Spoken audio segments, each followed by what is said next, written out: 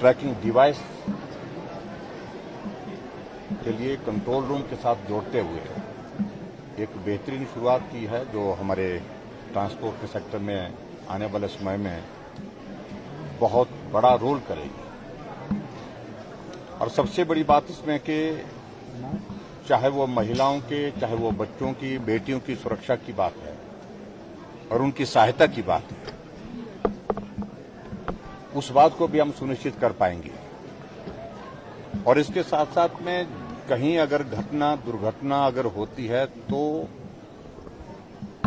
उस सारी चीज में मदद जल्दी से पहुंच सके, रेस्क्यू ऑपरेशन करके लोगों के जीवन को उस संकट में बचाया जा सके, उसमें भी इसका बहुत बड़ा रोल रहने वाला है। मैं ट्रांसपोर्ट विभाग को, मंत्री जी को बहुत बहुत बधाई देता हूं।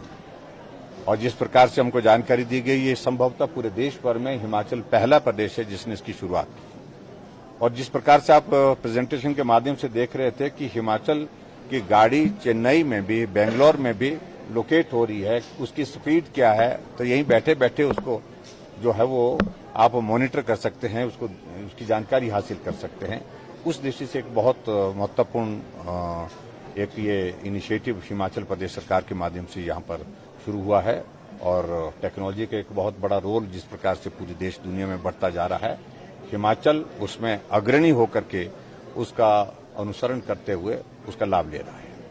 2019 के पहले के जो वाहन है, क्या उसमें भी डिवाइस लगेगी? उन सारी चीजों को, क्योंकि अभी एक शुरुआत हुई है और उसको हम थोड़ा एग्जामिन कर लेंगे वो कैसे किया जा सकता है, क्योंकि वो सरल काम नहीं, कठिन काम भी है थोड़ा, लेकिन फिर भी उस दिशा में आने वाले समय में जिस प्रकार से अब नियमों में सारी चीजों को शामिल करने के बाद ये इंश्योर किया जा रहा है, सुनिश्चित किया जा रहा है कि ये डिवाइस लगे, तो उसमें क्या रास्ता निकलता है उसको वर्कआउट करना। सर, वाहन लोकेशन ट्रैकिंग डिवाइस में हालांकि कंट्रोल रूम और मैसेज पहुंचाने में पुलिस की एक बहुत महत्वपूर्ण भूमिका रहेगी सर। क्या हमारे पास इतना पर्याप्त पुलिस बल है सर कि हम इस निश्चित रूप से पुलिस बल पर्याप्त है।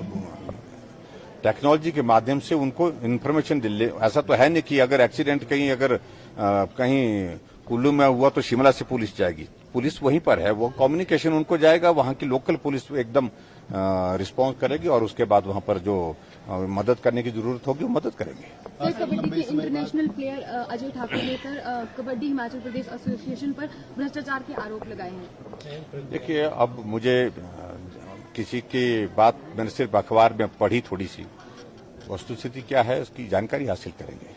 सर, अनिल शर्मा लंबे समय बाद आपके साथ मंडी में मंच साझा किया, यहाँ पर भी आए थे, क्या कुछ स्पष्ट हो पाई है, बीजेपी में ही रहेंगे या फिर कुछ और है?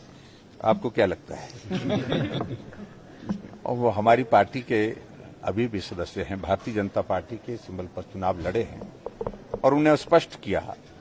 कुछ लोगों ने प्रयत्न किए थे इस तरह की चीजों को लेकर के, उन्होंने कहा कि मैं आज भी भारतीय जनता पार्टी का विधायक हूं, भारतीय जनता पार्टी के विधायक दल में आए और भारतीय जनता पार्टी के पक्ष में उनने पिछले कल राष्ट्रपति के चुनाव में मतदान किया है, तो इसलिए किसी को परेशानी हो सकती है, मैं आपको तो नहीं होनी चाहिए। सर, परसों कौल सिंह ठाकुर राजधानी आए थे और उन्होंने कहा था कि मुख्यमंत्री लगातार सराज इसलिए जा रहे हैं, उनको अपनी सीट हारने का खतरा है। ऐसा है, वो अपना ख्याल रखें, बेहतर होगा।